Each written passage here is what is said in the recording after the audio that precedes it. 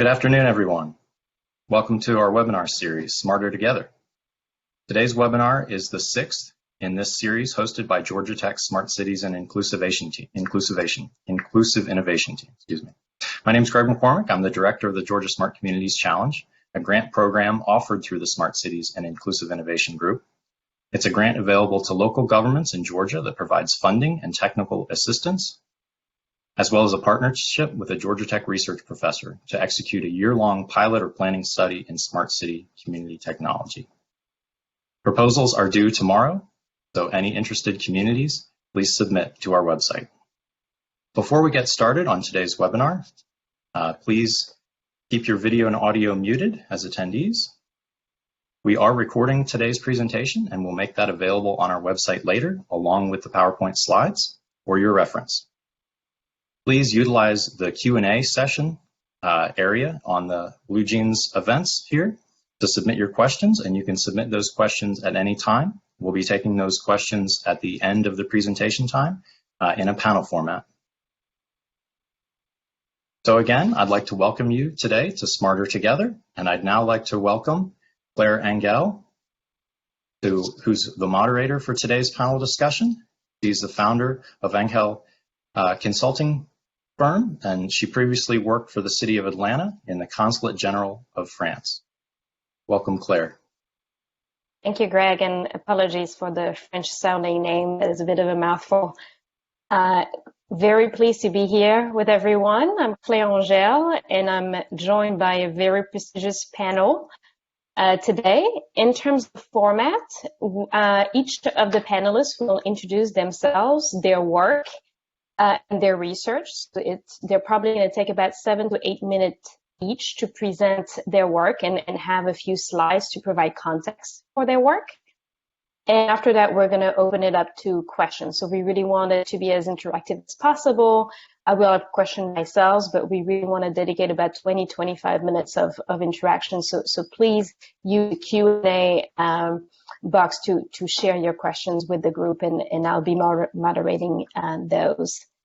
So to begin with, Dr. Danika Tynes will be the first one of our panelists presenting herself, her work, and her research, discussing the digital divide in the midst of a global pandemic and beyond. And I think beyond is covering a lot of what we're experiencing today. So Dr. Tynes, thank you for being here today, and looking forward to hearing about your work. Thank you so much for having me. I feel like this conversation is very timely, very important. So a little bit about me, and I might talk a little fast. We only do have about 7 minutes, like I said, Claire said, to present. So I might talk a little fast, but feel free to submit your questions in the Q&A. So a little bit about me. I've been in healthcare IT, public health IT for the last 20 years. My research focus has been on telehealth, and currently I am a research associate at Georgia Tech Research Institute. A little bit about me. We can go to the next slide and start talking about the digital divide. So here we have a definition of the digital divide. It's essentially an inequality between those who have access to the internet and those who don't. So to put it in some sort of context and give you kind of a number, about 46% of the world's population does not have access. Here in the United States, the FCC's number is about 21 million who don't have adequate access, but states have done their own research and challenged the criteria for what adequate broadband, adequate access is, and that number is up to about 42 million without adequate access in the United States. So the digital divide is not a new challenge. It's been around for a while. Actually, the term was coined during the Clinton administration, but it has been highlighted with the pandemic, which is why it's so timely. And what it has revealed is the fragilities in our systems and our societies. And it's further highlighted inequalities and disparities and how vulnerable our societies can be. So I feel like we've arrived at a demarcating point in our history, a before this and an after this. And so since we see it coming, Since we know that there's a digital divide, since we know that there's an increased demand as a result of the pandemic, here's our option to do something now as we look into the future. So thank you for joining this conversation.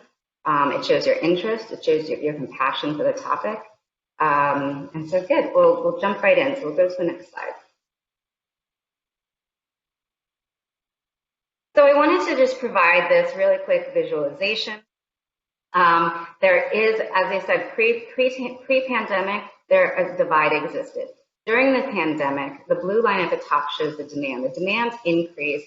You saw that in your own lives, having to work from home, children being educated from home, taking healthcare appointments from home through telehealth. And now there's so many things coming into place that will increase that demand, and rightly so. New policies being developed, new innovations coming out for remote monitoring. We don't know what's going to happen in this now post-pandemic world. There may be another pandemic. What happened is we weren't ready, but we were resourceful. We were responsive. We parked school buses that were equipped with Wi-Fi in low-income neighborhoods so that students could access and take classes from home. We closed down libraries. We left the Wi-Fi on so that people in the area could still access Wi-Fi. So we were really resourceful. But that means that, but we didn't change our infrastructure. So what the bottom line here looks like is this is the access line. And in this visualization, I leave that access line so I could represent what happens if we do nothing. What happens if we don't intervene in this divide? So it's increased out of necessity during the pandemic, but now we're putting elements and infrastructure in place to further increase the demand.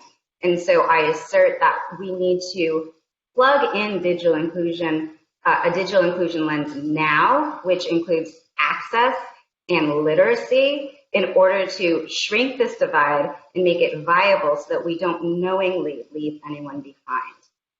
We can go to the next slide, and I'll apply my practice and my research to that particular perspective. And so with telehealth, I implemented a telehealth system in northern Mississippi. Real quick, it was a hub and spoke model. The hospitals were in the urban center in Tupelo. There were 23 clinics spread out around northern Mississippi.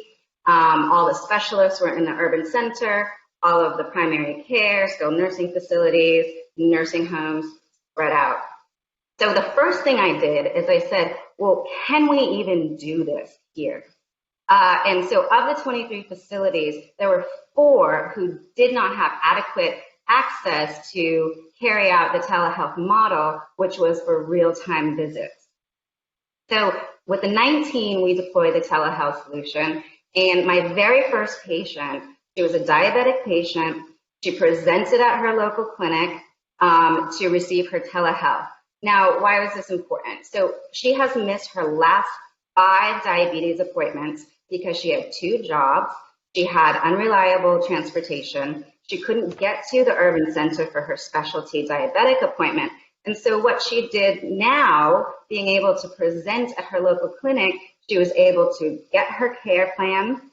And as a silver lining, her nurse, her local community nurse, was able to hear that care plan as well, which doesn't usually happen in regular modes of delivery. And she's able to now reinforce it. Okay, so that's pre-pandemic. Think about if that woman for whom we were now able to close that care gap, I think about if she actually lived in one of those 4 places that didn't get the telehealth deployments, we would have missed her. And that's what the digital divide is who are we missing by not expanding our broadband? So let's fast forward to during the pandemic, telehealth. 4 months ago, I had to explain to people what it was. Now everybody knows what it is out of necessity. And so So the demand for telehealth is skyrocketing. I know my appointments were canceled in my healthcare system, and then I was offered the option of using telehealth if I had any emergent issues. So it was useful in reducing the movement and the spread of the virus. And so now demand is increasing. We're mobilizing here in the United States, massive transformation in our legislation, in our policies, in our innovations, so forth. And so moving forward, now that we've put all those things in place, as a result of the pandemic, the demand for telehealth will continue to increase. But again, if we look at that orange line, that access line, if we do nothing, if we intervene nowhere, then what we're doing is we're limiting our societies, and this is globally, we're limiting our societies' access to the care that they need and deserve. Singapore is one good example that they've completely leveraged technology and how they've responded. So I'm wrapping up. Next slide, because I'm just going over time, is just my key points. And so what I wanted to share was the digital divide has been highlighted during the pandemic. It's not new, but the accelerated reliance on technology is what is our result. Our rapid response and resourcefulness was impressive, but it's not a replacement for infrastructure development, and that's intervening in this trend that we see coming. And telehealth was one example that we can see how this will play out and how access to healthcare can be increased if we do intervene. As we move forward, as we innovate, as we adapt, all important, we need all of it. We will only benefit, however, with meaningful attention to digital inclusion, which includes access, and the next step, which is literacy.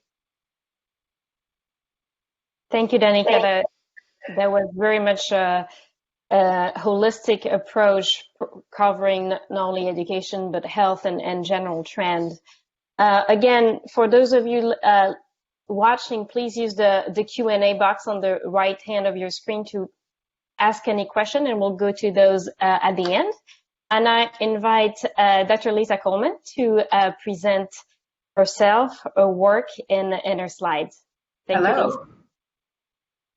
Good afternoon, everyone. I'm Lisa Coleman. I'm the Senior Vice President for Global Inclusion and Strategic Innovation at New York University. Quickly, a little bit about myself. I've been in this role for about 2.5 years. This is my third inaugural role. I was at Harvard University prior to this and at Tufts University in a similar role. I report directly to the president, and also in this role, I work closely also with our board. And I really am responsible for all of our global inclusion efforts and innovation efforts across NYU, and that includes our global and portal campuses. Next slide. That includes our global and portal campuses. I just want to also start and say I hope everyone's taking good care. You know, as Danika mentioned, the pandemic has differential impacts. And so I really just want to draw attention to all of our workers who are keeping us safe as we shelter in place. So thank you very much to all of those folks, because without them, we are not able to actually be in our homes. And sometimes we're forgetting that. So next slide. NYU is a Research One institution. We are the largest private institution in the United States. It is also the most international institution in the United States, and we have the most students coming to our institution from various parts of the world and then sending out as well. And as I said, we have degree granting campuses in Shanghai and Abu Dhabi, and those, and so you could attend school there without ever actually coming to New York. Next slide. A lot of the work that I'm focused on right now is really thinking about generations. Of course, in higher ed, we have the benefit of working across generations, and that obviously is from the maturest or the silent generation through the alpha generation. And what I like to say here is the silent and maturest generation, that's the generation actually that my mother is in, so they're usually in their 80s. She does not like to be called silent at all. She is not silent at all. She is very, very enthusiastic. And my mother just retired when she was 84 years old. And so I'm going to talk a little bit about what that means. And then if you go all the way down, the alphas are the new generation. Those are those 10-year-olds who are giving speeches on television, et cetera. Some of us are dealing with those children in our own homes. So, my empathy is with you. And so we have to see where we're headed. Those are our digital natives. And I'll just say right now, if you're looking at the chart from Generation X, Generation X is the generation that really introduced the internet. That's the World Wide Web. And then when you go to Generation Y and Generation Z, those are our digital natives. And obviously, the alphas are also are also digital natives. Next slide. So I'm going to concentrate today. A lot of what we like to do in higher education is concentrate on the Gen Z and Gen Y, the millennials. But today I'm going to concentrate on those people who are pretty much over 55. And so if you look at this chart, what this chart is telling you is a little bit about who's over 55 globally. And I'm going to talk a little bit about their work patterns in a moment. Next slide. And if you think about this in terms of talent acquisition, what we're seeing is more, people who are over the age of 55, 60, or 65, depending on when the retirement age is for your country. People are retiring later, and in fact, not retiring at all in some cases. And we are also seeing that some people are, some companies are trying to engage, a different kind of workforce, and particularly that workforce that is headed toward retirement. So this battlefield for talent is real, and as Danika was mentioning, right now, of course, with this digital divide, what we're also seeing is many members of corporations who were on the sort of 50-plus side were not exactly digitally ready for this new unusual in which we find ourselves. And so in that way, we have a lot further to go. And as you can see at the bottom of the slide, some information about how people feel about technology, their fears around technology. And I realize that the key is a little hidden, but from the dark red to the light red, we're measuring students, people in the student age group, and then the light red are those people who are heading toward retirement. And so what you're seeing here is different investments and different understandings of digitization. And of course, you're seeing right here on this chart what Danika described as a kind of generational digital divide. I just also like to say worldwide, we have about 901 million people who are over 60 today. That number is projected, and that was my former slide, 1.4 million by 2030 and 2.1 billion by 2050. Women are outliving men, and that's usually by 10 to 15 years. And all the people on this call who do health, they can talk a little bit more about why. 56% of those over retirement age are still working. And those factors that contribute to that, economic shifts, spouses are still working, part-time jobs, they're supporting others, the economic downturns of 2001, 2011, and obviously now. And so we know that some people will not be able to retire even after this moment. And we also know that there's shifts in the labor market. Next slide. So a lot of what I'm focused on right now is transgenerational digital inclusion. How do we have people who are in the alphas and Gen Z generations work with people who are in the baby boomers and maturest generations? Next slide. So it's important, I think, to think about two things when we're thinking about transgenerational digital inclusion, is to think about where we've come from. So we've left our information revolution to a collaborative revolution. And this was coined by Deloitte and some other people within the corporate sphere. And so when we think about where we are in terms of the future of work, there's a lot of questions about automation, et cetera. And obviously, as Danika discussed earlier, we've seen the acceleration of markets like telehealth, remote learning, all kinds of accelerations. and accelerations. Obviously, we will see those in AI and robotics as well. So where are people going to be placed in these job markets? And given that people aren't able to retire, as I just mentioned, what is that going to look like in the workforce? And of course, in higher education, we have the luxury of having usually 6 or 7 generations that we're working with. But in most corporations and in most governmental agencies, that hasn't been the case. So what can they learn? And part of what we can learn is how to collaborate better. How are we going to collaborate across these generations? And what we also know about Generation Z and the millennials is they are extremely diverse. They're the most diverse, going to be the most educated, but they also are the most interested in collaboration in their workplaces and workforces. Next slide. So we did a survey at NYU called Being at NYU, and it was to collect information so people could tell their stories about their lives. We got almost 22,000 people to respond. It was collaborative. It was sustainable. We talked a lot about digitization. And I'm going to come back to some of the things that we instituted, but we have a female founders, an AI institute, an AG incubator, and our entrepreneurial labs. And these are all places where we can experiment with the kinds of things that I'm talking about today in terms of cross-generational learning and creating new platforms and resources. Next slide.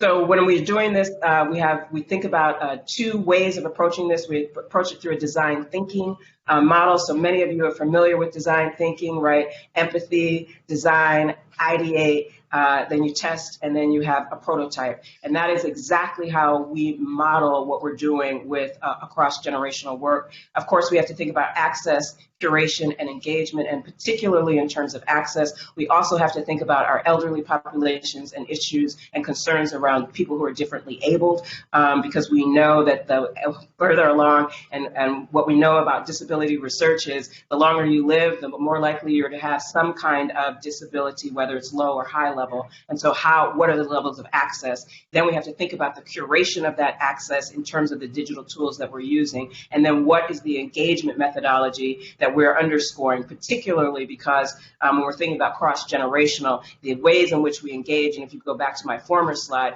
particularly across people's fears, then well, we can stay on that slide, sorry. We think about people's fears, then what we know is they have different fears around what it means to engage in these digital processes.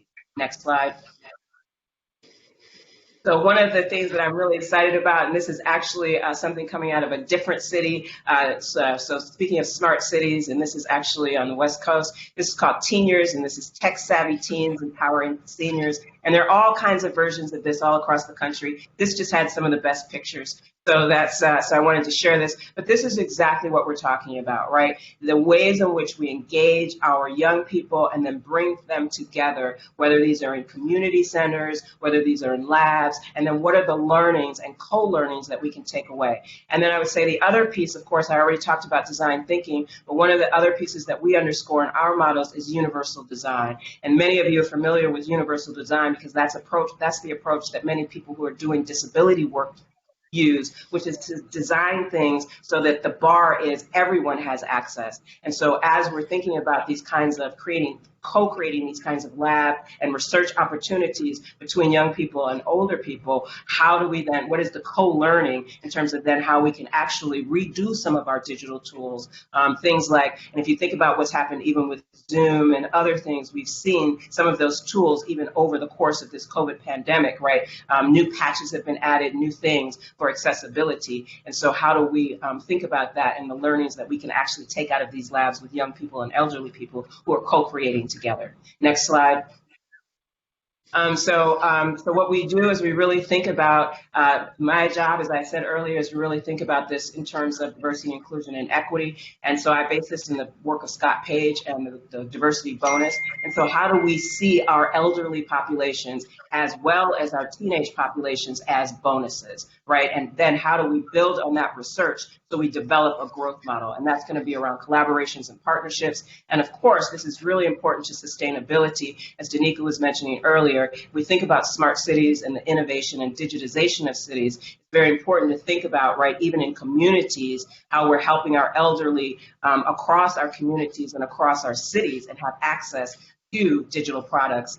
And that will lead to better leadership in our cities, better access across the digital continuum, and obviously better trainings for everyone. And we will have, and of course, if we can think about the strategic alignment, the design and framing that I've already mentioned, then we can get to those goals, which are to actually have close, right, the digital divide that Danika was referencing earlier. And what we also know in terms of the digital divide is the differential impact on communities of color across these age groups. So if you think about like the Grandmother Project in Nigeria or things like that, there are ways that we could use some of those projects that are already happening across generation and funnel our digital tools through that. And next slide. I'm wrapping up.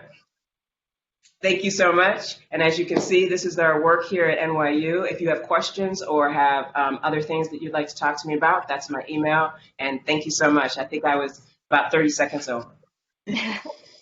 Thank you, Lisa. I really appreciate the multi-generational insight you provided. And I'm giving you a heads up on the question I will have later. I love the example you gave on teen years, and would love to hear maybe during the Q&A session, maybe examples in other countries. If I recall, I saw some interesting things happening in the Netherlands around students living with seniors. And so I'd love to have some other examples that of the sorts. Absolutely. Moving on to the next presentation, Dr. Shelton Goode will be our next presenter. Shelton, the screen is all yours. Okay, thank you. First, let me double down on the previous presenters' encouragement for everybody to stay safe. As far as myself, I am Dr. Shelton Goode. I am the Chief Executive Officer and President of Icarus Consulting. Icarus Consulting is a management consulting firm that helps companies build diverse workforces and create inclusive workplaces for that workforce. Next slide, please. Just a little bit about my background. Before forming Icarus Consulting, I was a chief diversity officer for several Fortune 150 companies.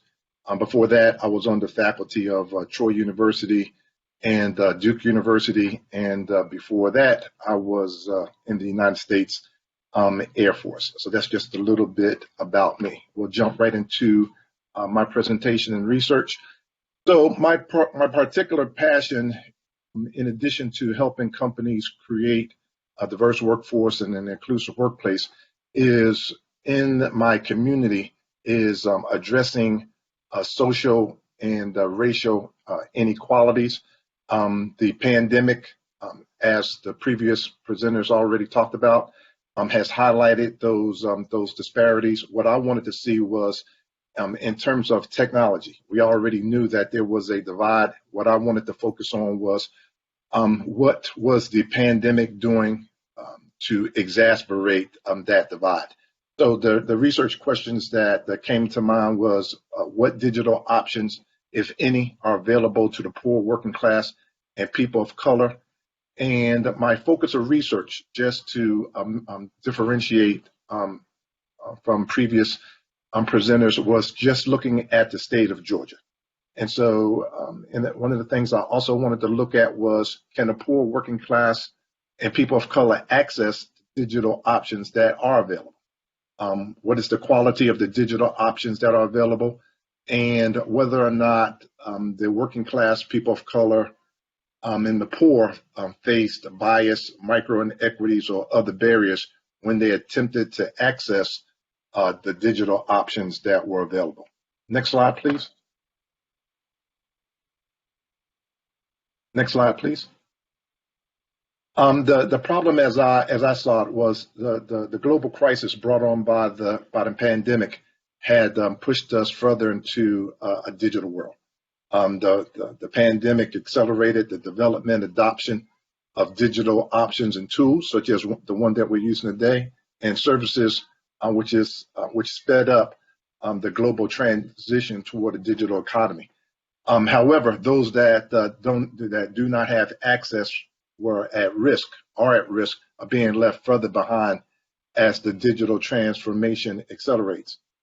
I believe that one of the key problems was that the pandemic also exposed even a wider gap between those that are connected and those that are unconnected, revealing just how far behind the poor, the working class, and people of color are in terms of digital readiness.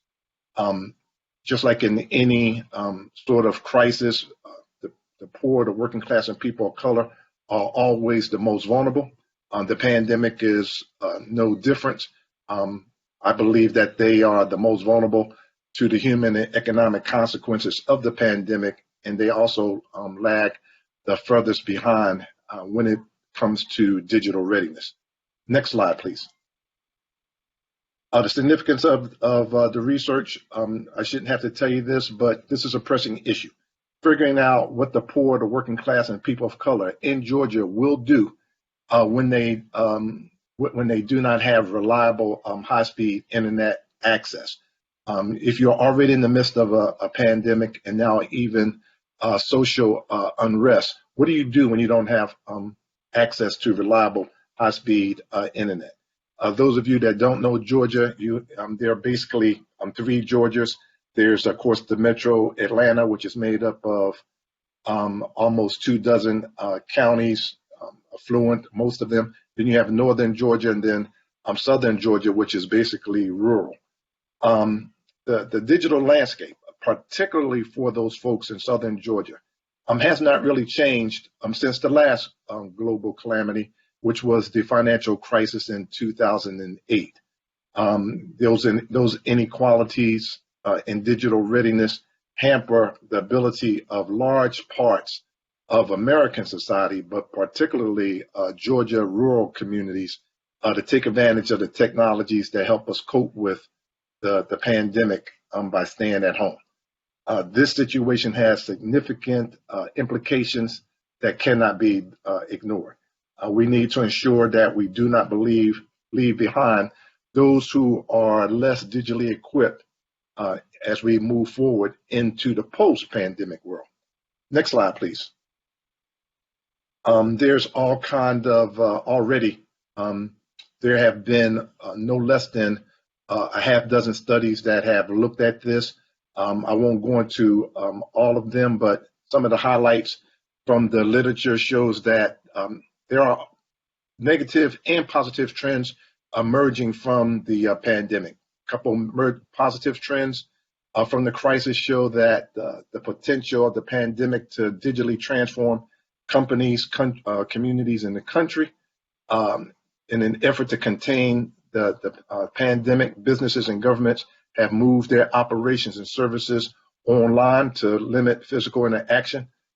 Digital platforms such as the one we're using today are thriving as companies, communities in the country seek entertainment, shopping, opportunities, and new ways of connecting. This also has been a leap in teleworking, online conferencing, amplifying the demand for software applications like Teams, Skype, WebEx, GoToMeeting, BlueJeans, Slack, Zoom, and others. According to the big tech companies like Microsoft and others, the number of people using their software for online collaboration has climbed nearly 40% since the start of the pandemic. Next slide, please. When you look at the methodology, what I did was sent out a survey to the over 13,000 LinkedIn connections that I had, and basically asked them to share their perceptions about the impact of the pandemic on the poor, the working class, and the people of color in 4 areas identified above, which is access, availability, affordability, and equity. Let me highlight right now for my researchers, this is not a scientific study.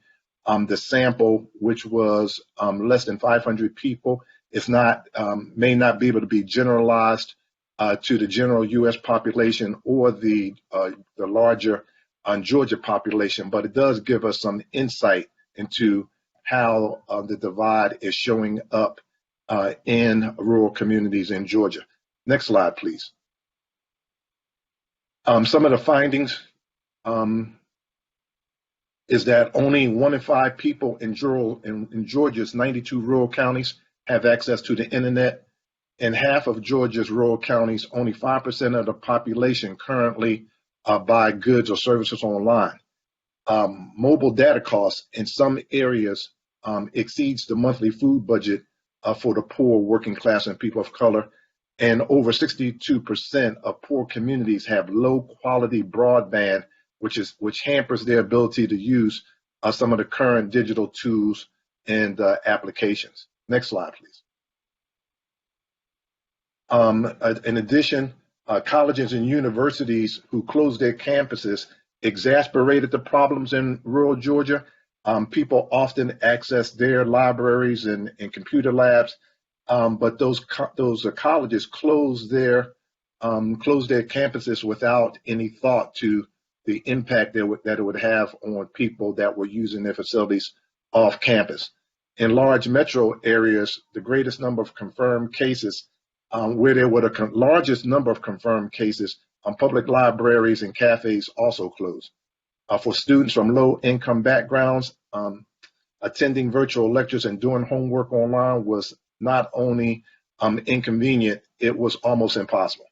And so it's the takeaway from this is that the most marginalized people who are feeling the pandemic the most intensely, we have to take steps to ensure more equitable solutions are implemented, especially as we move into the post-pandemic environment. Next slide, please. Public policy recommendations. The coronavirus has exposed fractures in the digital ecosystem that can be turned into opportunities. More cities should follow Atlanta's lead and explore e-commerce and other digital solutions that can help build local resilience for future global disruptions. The main public policy takeaway from this very limited analysis is that much more attention should be given to bridging existing and emerging digital divides to allow more poor and rural communities to take advantage of digitization. New policies and regulations are needed to ensure fair distributions of the gains that will come from this disruption. And if left unaddressed, the gap between the underconnected and the hyper digitalized communities will widen, thereby exasperating existing inequalities. Next slide, please.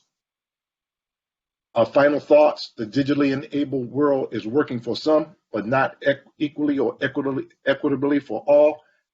Consequently, not everyone is ready to embrace a more digitized existence. The consequences are likely to have lasting effects when the economy starts to pick up. Those that do not have access are at risk of being left even further behind as the digital transformation accelerates. And the poor, working class, and people of color are the most vulnerable, and they will continue to lag the furthest behind in digital readiness. Next slide, please. I know that I went through that information at hyperspeed, but I want to be respectful to the presenter coming behind me. I would encourage everyone that wants more information about the research to connect with me on my social platform of choice, which is LinkedIn. And of course, this deck, as well as the entire briefing deck, which is about 3 times as many slides, will be provided to you if you reach out to me and connect. Thank you for your attention. Thank you, Shelton, and thank you for giving us a deeper dive in the situation in Georgia and exposing the urban-rural divide. I understand that the Q&A box is not working at the moment, so if you have any question, I recommend that you use the event chat box, which is on your right-hand corner. Next is our final presenter. Before we take questions from the audience, I would like to ask Dr. Kalahn-Taylor Clark to join us and give us share our experience around the experience in the private sector, especially as it relates to health. Kalahn, the screen is all yours. Thank you very much, and I hope everyone can hear me. I appreciate being in the conversation today, and usually I go at the end, so I will make my presentation very quick so that folks can have a chance to have the Q&A. I know we're running a little bit behind. Next slide, please. So I need to say that the views expressed are strictly my own and not those of my company. Going through a lot of legal processes, especially during COVID, is difficult. So the work that I'm going to be presenting to you today and the discussion we'll have is really my own perspectives of the work that I'm doing within a pharma company. As I mentioned, I'm the global head of patient solutions at Sanofi, which is in the research and development space. We are the organization that is the patient engagement and patient centricity organization of the research and development space. And the goal of our work is to really bring the patient voice in all the way from early research through development and post-market. And so one of the reasons that I think I was brought in today is because, as you may or may not know, many companies and industries are really trying to look at the end user and the real consumer. In this case, for a pharma company, we've always thought of our end user as the healthcare provider. We've had less thought on the patient in terms of bringing the patient not only perspective in, but data and information in. And so obviously the digital divide is going to play a strong role in how we think about these issues. If you can go to the next slide, please. So my work is really in understanding patient-generated health data. If you can just push on the forward button. And what you'll see here is that, frankly, there's a lot of data that exists around the patient, but we're really trying to understand the patient much more holistically.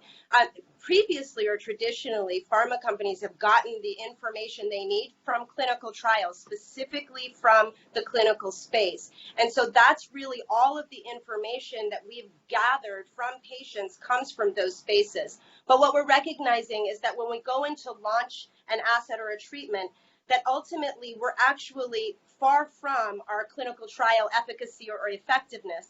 So the question is, how do we bring the clinical trial space closer to the end user, that real world space, if you will? And what we recognize is that we need to bring in much more evidence and information, holistic information about the patient. If you can click one more time. And what you'll see here is that, frankly, most of the data that a pharmaceutical company is actually using outside of the clinical data comes from these claims, which is in this lower left-hand corner. Still, there's tons of data out there, as you can see, that surrounds the patient.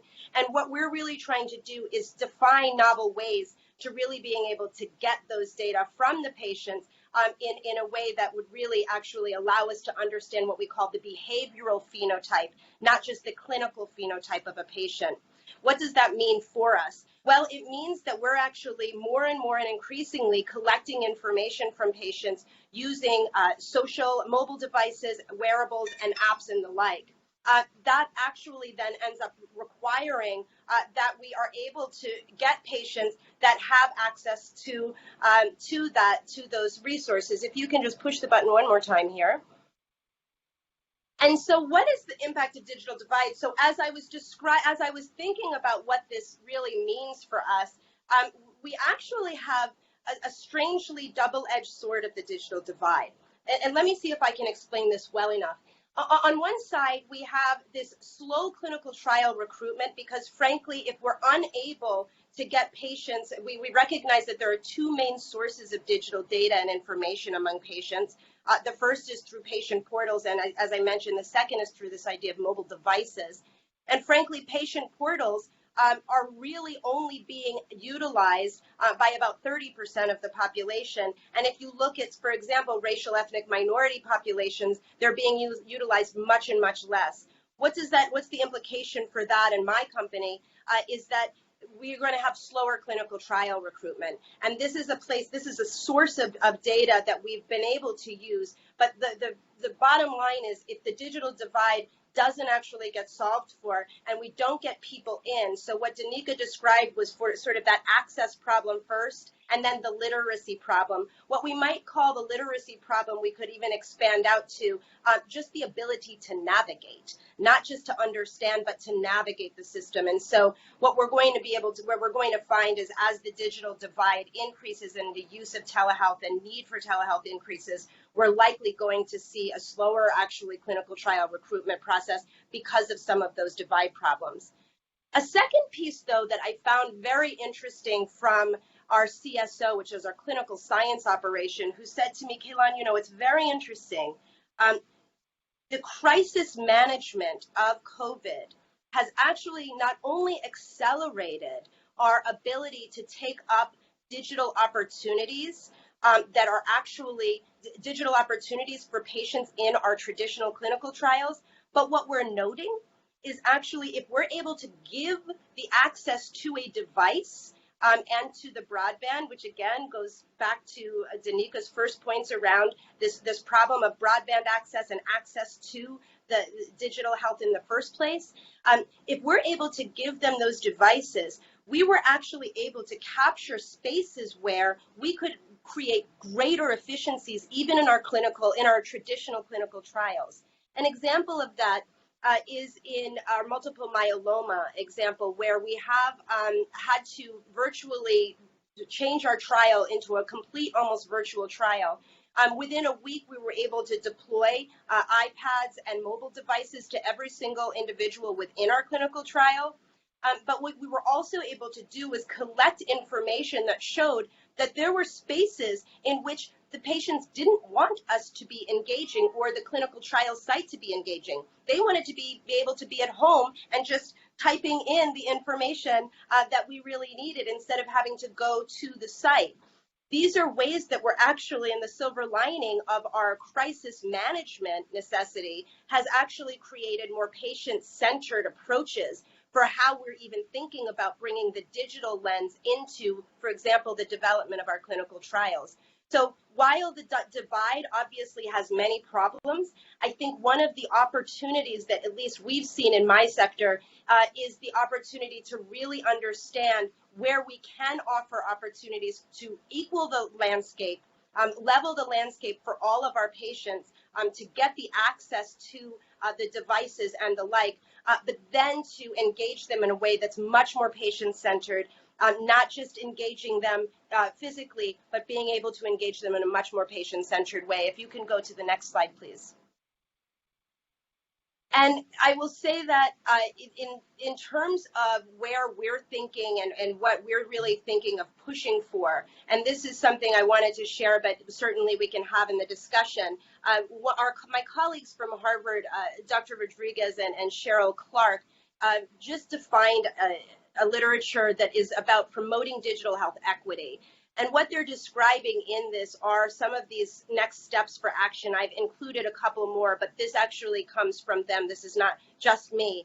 And one of the spaces that that is my company is going to be much more focused on is investing in the digital patient support programs, but ensuring that as we're investing in them, we're not just thinking about the content of the patient support program, but we're also reflecting the reality of the digital divide and the access problem that people have. And so we're going to be thinking in much more holistic ways about how to bring those resources to bear to the patients we say we want to serve, especially in our clinical trials. And I think we'll be doing a lot more of that, especially in light of COVID and the epidemic. I think that's all that I have for now, and I think we can stop, so at least you'll have 10 minutes of questions. Thank you. Thank you. Thank you, Kalahn, for sharing your insight in regard to health, I think, and for leaving us with an optimistic take on moving towards a more patient-centric approach. I think we all need some good news. So I don't see any question yet on the event chat, so I'm gonna ask some of my own. Starting with Danika, you mentioned as part of the digital divide that we have to capture those that are missing and to make sure we give access to those we're not capturing yet. Can you tell us a bit how we capture this population and what concrete tools are being looked at to accomplish that in terms of tools, technology tools, policies, and other? Yeah, definitely. So I think we're solid on solutions. So we have a lot of tools to address the problem. Really, it's just the access, the literacy that needs to be addressed. And so tangibly, and this follows up on this series webinar from last week where the group was talking about digital commoditization and edge computing, some new ways for our cities to get smarter. But tangibly, access needs to become a public utility or a public-private utility, but it needs to be led by the states. I think one of the things that we've seen during the pandemic is just how much autonomy states do have.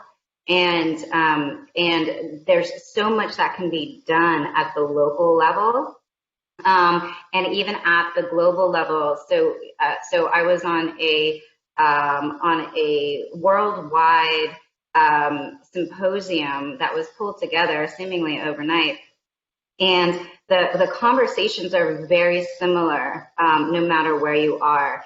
That this needs to be reinforced by governments, by policy, and then it can't be unfunded. And then we've also seen during the pandemic the impressive power of public-private partnerships. And so I even think on this panel, you see that the perspective of the public-private really comes through. So I would say the first thing is to solve for this problem of access. Thank you. And I think Atlanta, as Shelton was taking a deep dive in our city and our state, I think that organizations like the Atlanta Community for Progress, we have the public sector, the private sector, and the nonprofit and university coming together, having a platform to address societal issues in the city, are examples to be replicated for change in others. Lisa, I'm coming back to you. I told you I love the example you gave us of teen years in the U.S. Any examples, innovative ways that you've seen in our country since we're having a global outlook today?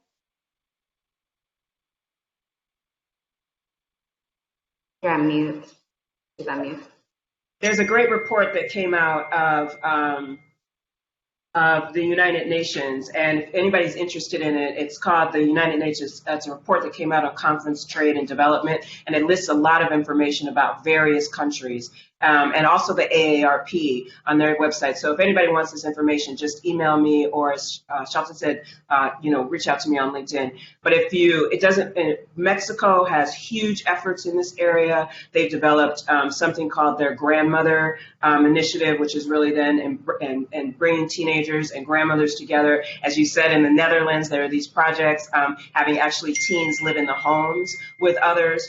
The other piece, I would also say there's a lot of study right now. I think this is really important across governments and countries about the aged populations. And in the Netherlands, they're doing some interesting work because they're really looking at health and how digital technologies can help elderly populations actually, be better and be better prepared to take care of their health as we age. And if you look at particularly, Europe and even South Africa, what we also know, and this is also true in the United States, not for all populations, but for many populations. And I was just at a presentation with a young woman from the University of Arizona who told us that we were going to live until we were 115 years old. And I was like, no, not me. I'm part of that other generation. I'll just, I'll do the regular life. But I'm just saying, living longer is also going to mean that we need more access to these digital technologies. And I know I mentioned this as well, but I also just want to say this, and particularly what we're seeing in a lot of countries is the work with women, because women are outliving men. And the last thing I'll say about this is it's also helpful if we can piggyback on projects that are already in place. So the project that I mentioned, maybe I combine them, but there's the Grandmother Project that's in Senegal. That project is actually based on health and wellness, helping grandmothers, helping young girls in this conversation about health and wellness of bodies. But if we introduce digital technologies into that, that's already a project that's about cross-generational learning. So I'm interested in those projects that are doing cross-generational learning, but also those projects that will allow us to map onto them, and particularly because they're culturally relevant. And that is so important to getting those digital technologies to people who are older. Right, and leveraging existing infrastructure. On a side note, I was reading a study, I believe it was McKinsey, on the opinion seniors have of age, and the question is, when do you consider someone is old? And it was a large sample population of people over the age of 65, and the answer was 84, which is 6 years later than the average life expectancy of Americans. I thought that was quite interesting. Exactly. So we're all forever young, is what it is. Kalahn, you mentioned several programs that you've been doing with Sanofi, the distribution of iPad during the digital patient support program. Are those examples of work you do at Sanofi? Are they industry-wise? Can you tell us a little bit more about where the industry in general is going in that aspect? Sure. Actually, yes. In fact, this is a trend that's happening across the industry, which is to really be thinking beyond treatment. We call it drugs plus, which is really to think holistically about the patient, not just in terms of their adherence to their meds, but everything that surrounds that patient when they have a condition. And so we are developing digitalized patient support programs that not only allow patients to better initiate, convert, and their conversion as well as their adherence to medicine, but also help with a number of other things like behavioral medicine and behavioral health. An example is, we know, for example, an adherence problem that we have in diabetes is actually not caused by, people being too overwhelmed or not being able to understand their medicine or the like. It's actually just based on depression. So we're actually able to bring in behavioral science and methods, but that requires us to have the data. This digital divide problem, if it continues, will only be reflecting certain people and certain populations, perspectives, and thoughts. So when we're developing behavioral phenotypes, it's absolutely imperative that we have a cross-section of populations so that we can actually much better target all of the patients we want to serve, not just those that have access and or navigation and or ability to use the information through digital space. Thank you. I know we're running out of time, but I would like to ask one more question to Shelton. You were talking about unemployment, and I mean, we saw we still at 41 million people lost their job as a consequence of COVID. I've been in several circles where people think that about half of those jobs are not coming back as a result of increased digitalization. So technology can be seen as a source of destruction of jobs, but also an enabler and an equalizer. So can you tell us a little bit about the technology in addressing this fourth industrial revolution we're entering? Yeah. So if I understand your question, technology can be an enabler, also can be a disruptor. And so because of time, I'll just go straight to the heart of the matter, which is those people that feel as though their jobs will be replaced because of automation and technology. What I am doing with companies, both clients and non-clients, is trying to get them to invest in training and repurposing people's positions, so that if their job was in fact displaced or disrupted by technology, rather than simply taking those cost savings that they would normally get from downsizing and reinvesting all of those savings into technology, I'm encouraging them to do the inclusive thing, to do what is equitable. In other words, do the right thing and reinvest in those employees who help make you successful, and see if you can't reskill them in those technologies, rather than doing the corporate capitalist thing, which is to simply return that money to investors. Right. Conscious capitalism is. I mean, they're not going to reduce the cost to customers. Their first obligation is going to be to return it to shareholders, or continue to reinvest that in more tech. What I'm saying is, if the pandemic hasn't helped us learn anything else, is that you owe it to those folks that help make you successful to reinvest in them. Right. And not take all of the money and simply put it back into the technology, or give all of the money back to shareholders. And I think shareholders would agree and would expect them to do that. And I believe technology has a wonderful role in play in the retraining and reskilling of people. I mean, you look at applied neuroscience nowadays. We know that by leveraging neuroscience, we can double processing speed, triple learning speed, quadruple memory capability. And so, if we bring that technology equally to the workforce, we can retool our workforce in weeks versus months, and make sure we have a more inclusive and equal society. I know we run out of time, so thank you to all our presenters for your insights and sharing your experience with us. Thank you for all of you who attended, and I wish you all a great rest of your day. Okay, thanks. Appreciate it. Thank you so much. Take care, everyone. Thanks much. Take care. Thank you, everyone, for attending. Thank you.